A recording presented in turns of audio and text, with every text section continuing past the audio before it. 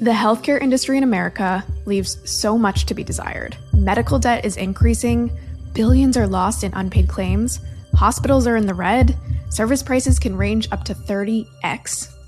But that's not all. Nobody knows the price of healthcare. When we say nobody, we mean nobody. It's unaffordable, opaque, and it's becoming a leading category for viral memes as a result. Around 50% of every dollar that is being invoiced is being uncollected. That's unheard of. Healthcare, broadly known and understood to be among the worst consumer purchasing experiences. We have definitely talked to some clinics where if they don't get paid 1 month, they literally can't make payroll. What is actually being unwound is the backbone of healthcare for a very large portion of the country. And so I think it's going to just blindside and surprise a ton of people. As part of this short 6-video series on the emerging intersection between healthcare and fintech, we talked to the founders trying to modernize the $4 trillion healthcare industry, together with the help of fintech. As a reminder, the content here is for informational purposes only.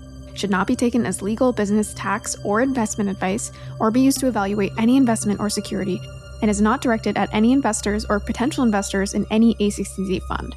For more details, please see a16z.com/disclosures.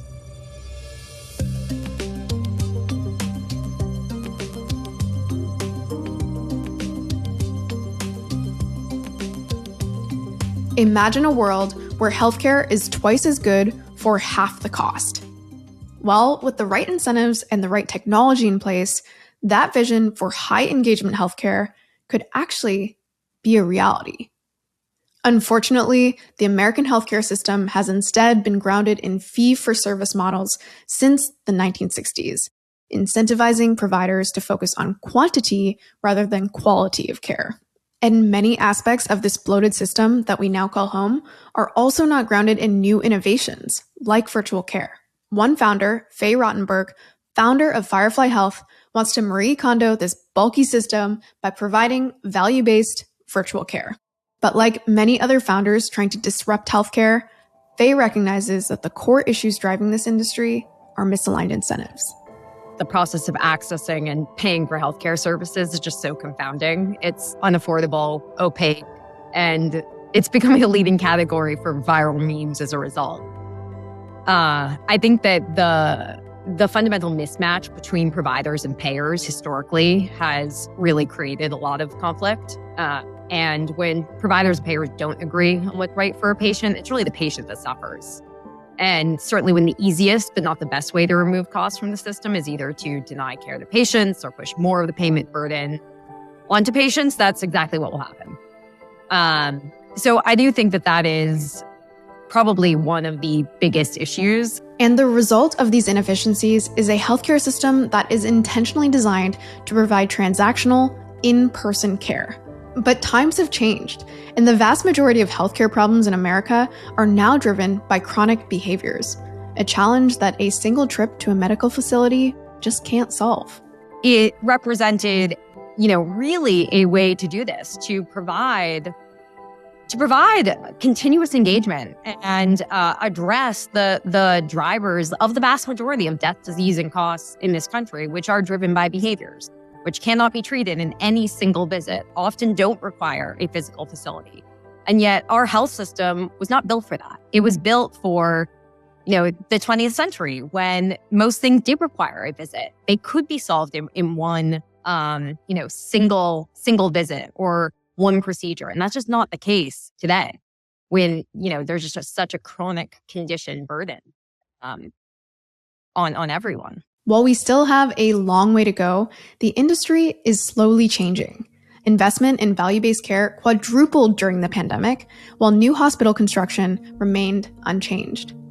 Firefly is one of many companies working at this frontier. For me, Firefly really represents the tip of the spear. And the tip of the spear in terms of the best way to removing bloat from the system. Unnecessary costs, unnecessary procedures, unnecessary buildings, unnecessary visits, really just waste. Be it, physical buildings and expenses, waste of people time, and just optimizing for what matters, which is outcomes, experience, and, as a result, cost savings. And so, we used to say we were Marie Kondoing the healthcare system. So removing everything that did not result in better outcomes, better experience, lower costs. That is the impetus, and really having everything driven through a longitudinal relationship with a care team that you trust is the basis for that. And for me, Firefly represented not only incredible white space, and realize Firefly was founded well before the pandemic, when people were not talking about virtual first primary care. Yet, removing the bloat from a multi-trillion-dollar industry is easier said than done. Firefly is approaching this challenge by focusing on providing lower-cost, high-engagement offerings. The mission is half-priced healthcare that's twice as good clinically and emotionally. And so what does that mean? It means that we're providing radically better care at a lower cost. And we're really doing this at the core through our virtual first primary care, that longitudinal relationship with a care provider. But we also have a health plan that we built around our primary care delivery and our network that enables us to pass back those savings more directly to employers and members. So we're always generating exceptional savings, but historically they were really only going back to large incumbent plans. And we still do that. We still have partnerships with plans, but we also have another packaging, which is as a health plan that enables us to pass those savings more directly to employers and members. The impact of Firefly's model is already clear to see. Think about how many times you visit a doctor each year. For most, that number is probably somewhere between 1 and 10 times. For Firefly Health members, it's 45. And so on average, members are engaging with us 45 times a year, which is an astounding stat. Like, that's how you improve chronic conditions. That's how you keep people out of the ER. It's how you build trust and a relationship so that you earn the right to navigate them to those higher value providers. All of this shows that the value-based healthcare market is growing, and it's also growing fast. As consumers seek alternatives to in-person care, opportunities are popping up everywhere. And one such opportunity is helping consumers navigate complex healthcare decisions. I think one is understanding the implications of any decision. So I have no idea, am I supposed to go to this specialist or this specialist? Why? You get a name, but you don't know the why behind them. And no one wants to know that they're just being referred to someone because it's either the doctor's best friend or it's the lower cost option. You want to understand, is this, why is it the best option for me?